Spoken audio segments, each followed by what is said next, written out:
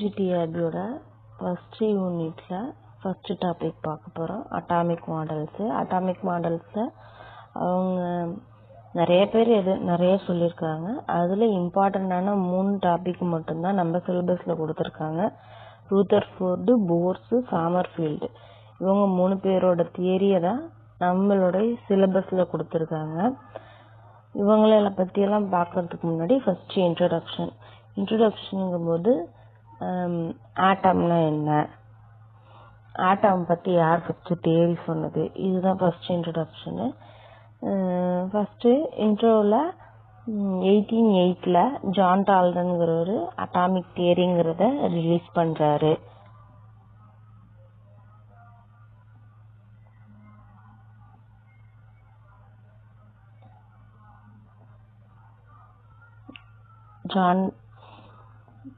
John டால்டன்கிறது first அவர் theory சொல்கிறார். அவர் என்ன ஃபஸ்ட்டு சொல்கிறாருன்னா, ஆட்டம்ங்கிறது மிக சிறிய துகள், டின்னி பார்ட்டிகல்ஸ் அப்படின்னு சொல்லிடுறாரு. அது மட்டும் இல்லாமல்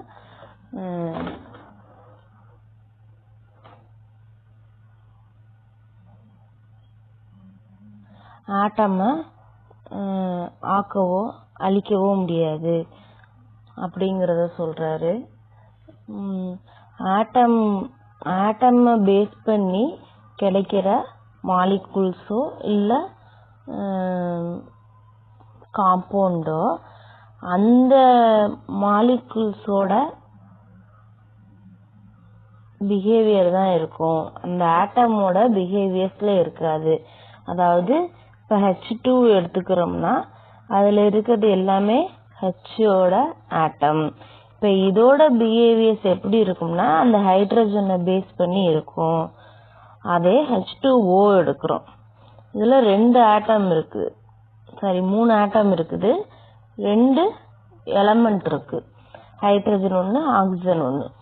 இந்த ஹைட்ரஜனும் ஆக்சிஜனும் அதோட பிஹேவியர்ஸை அதில் பெற்றிருக்காது, தனித்தனியாக இருக்காமல் புதுசாக ஒரு பிஹேவியர்ஸ் பெற்றிருக்கோம் அப்படிங்கிறத ஃபஸ்ட்டு டால்டன் சொல்லிடுறார். இவரோட கொள்கைகளோட சிறப்பம்சம் அட்வான்டேஜ் என்னன்னா, சேர்க்கை விதி, பொருண்மை விதி, அந்த விதியை பற்றி இது விளக்கியிருக்கு. அது மட்டும் இல்லாமல் கேசியஸ் ஸ்டேட்டில் இருக்கிறதையும் லிக்விட் ஸ்டேட்டில் இருக்கிற எலமெண்ட்டை பற்றியும் அதோட அட்டாமிக் தியரியை பற்றியும் எக்ஸ்பிளைன் பண்ணியிருக்கு. இதோட லிமிட்டேஷன்ஸ் இருக்கு, யார் என்ன சொன்னாலுமே அதில் ஒரு குறை இருக்கும். அடுத்து அப்போ தான் புதுசாக இன்னொன்று கிடைக்கும். அப்போ இதோட கொள்கையோ இந்த அட்டாமிக் தியரியோட லிமிட்டேஷன்ஸ் என்னன்னா, அவர் என்ன சொல்லியிருப்பாருன்னா அணுவை பிளக்க முடியாது அப்படின்னு சொல்லியிருப்பாரு. அணுவை பிளக்க முடியாதுன்னா இன்னொரு ரியாக்ஷனில் அது ரியாக்ட் ஆகாது அப்படிங்கிறத நம்ம புரிஞ்சுக்கணும். ஆனால் நம்ம என்ன பண்ணுறோம், ஆட்டம் இன்னொரு ரியாக்ஷனில் இன்வால்வ் ஆகுது. அதுக்கப்புறம் ஐசோடோப் பற்றி ஒரு சொல்லலை, ஐசோபாரை பற்றி சொல்லலை.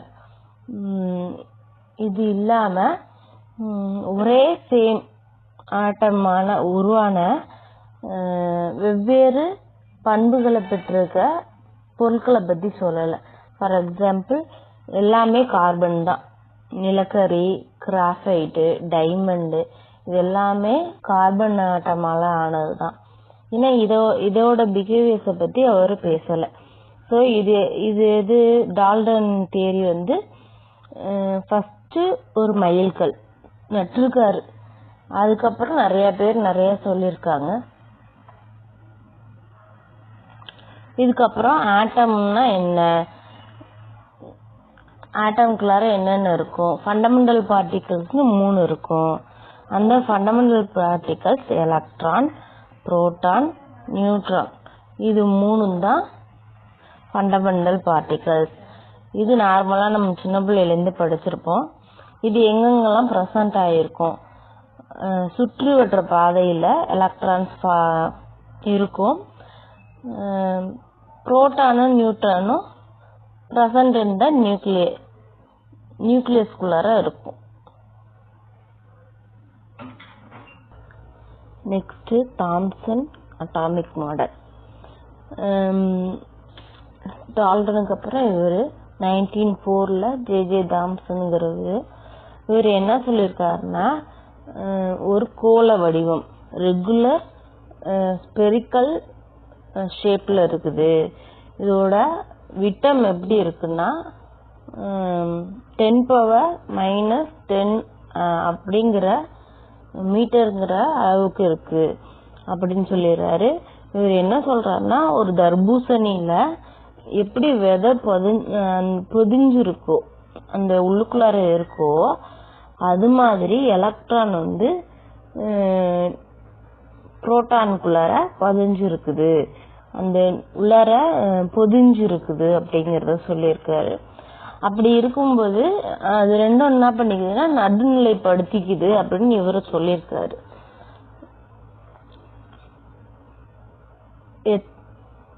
எத்தனை புரோட்டான் இருக்கோ அத்தனை மாதிரி இருக்கிறத பொதிஞ்சிருக்கும் அப்படிங்கறத சொல்றாரு.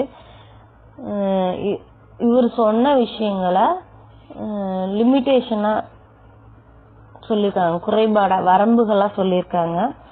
இந்த மாடலுக்கு பேர் அவரு வாட்டர்மெலன் மாடல்னு சொல்லியிருக்காரு, இல்லாட்டி பிளம் புட்டிங் மாடல் அப்படின்னு சொல்லியிருக்காரு.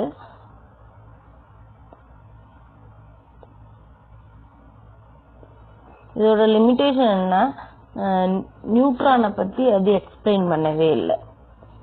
அதுக்கப்புறம் நியூட்ரலைசேஷன் ஆஃப் த ஆட்டம், அந்த ஆட்டத்தோட நடுநிலைத்தன்மையை பத்தி விளக்கவே இல்லை. ஸோ அதனால இதுவும் ஃபெயிலியர் ஆயிடுச்சு. இதுக்கப்புறம் என்ன வந்துச்சுன்னா ரூதர்ஃபோர்ட் அட்டாமிக் மாடல். இவர் இதை எப்ப ஸ்டார்ட் பண்ணார்னா 1909 ஸ்டார்ட் பண்ணார். ஆனா இவர் சொன்ன பாஸ்குலேஷன்லாம் எப்போ வந்துச்சுன்னா 1911 தான் பாஸ்குலேஷன் வந்துச்சு. இவர் என்ன பண்ணிருக்காருன்னா ஆல்பா ரே பார்ட்டிகல்ஸ ஒரு கோல்டு பிளேட்ல பம்பார்ட் பண்ணி அதுல இருந்து வர அந்த ஸ்கேட்டரிங் லைட், டிஃப்ளெக்ஷன் லைட் எல்லாம் வச்சு இத கொண்டுட்டு வந்திருக்காரு. என்ன பண்றாரு அப்படின்னா, he used gold foil and the alpha particles set up the following method. என்ன பண்றாருன்னா,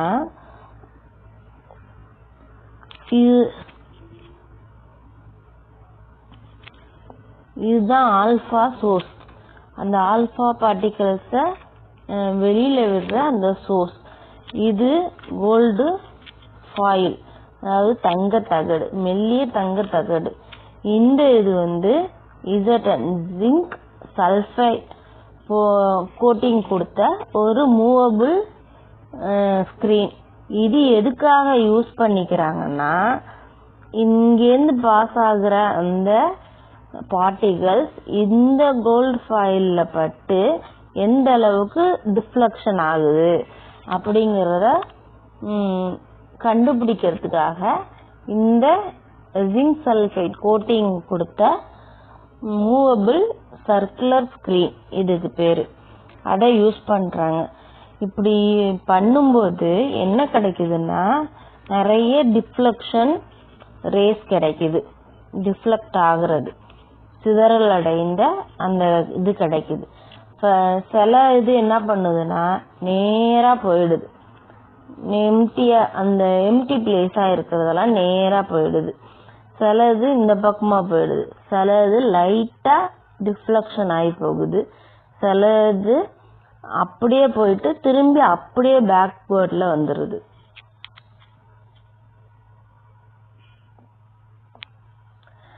இதுல இருந்து இவங்க என்ன சொல்றாங்கன்னா,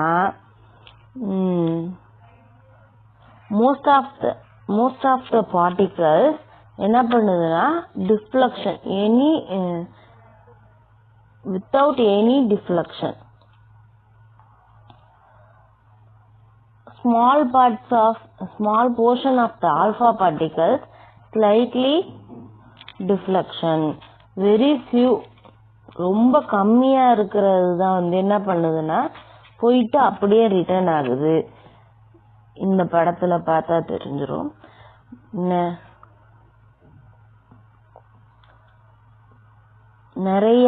நிறைய இது வந்து அப்படியே பாஸ் ஆயிடுதுன்னு சொன்னோமா, அப்படியே பாஸ் ஆயிடுது. சில small amount of small portion of the alpha particles என்னவாகுது, போயிட்டு ஸ்லைட்டா ரிஃப்ளெக்ட் ஆகுது.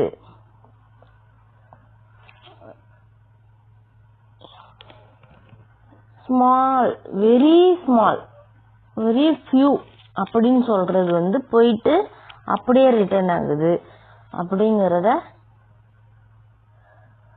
சொல்றாங்களா. இப்ப இங்க இந்த விஷயம் தான் இந்த பாஸ்டுலேஷனா சொல்றாங்க. இப்படி சொல்லிட்டு இதுல இருந்து கன்க்ளூஷன் சொல்லணுமா.